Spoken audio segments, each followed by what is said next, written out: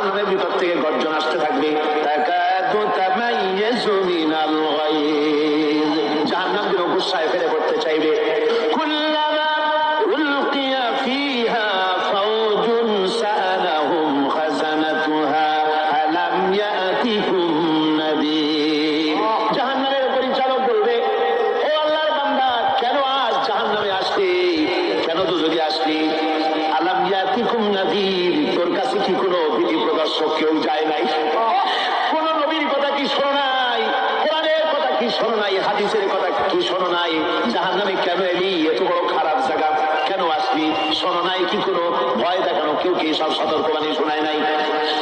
বেঈমানেরা বলবে, ক্বালু বালা ক্বাদ জাআনা নাযীর, হ্যাঁ আমাদের কাছে এসেছিল, আমাদের কাছে ভীতি প্রদর্শনকারী এসেছিল।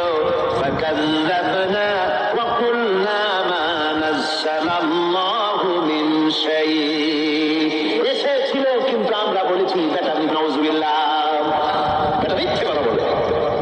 ওরা বলবে আমরা এসেছিল ভীতি প্রদর্শনকারী, আমরা মিথ্যে মনে করেছি, বলেছি ওটা মিথ্যে কথা, আর বলেছি আল্লাহ এই ধরনের কিছু নাজিল করেন নাই। জাহান্নামীরা বলবে, ওয়াকালু লাউ কুন্না নাসমা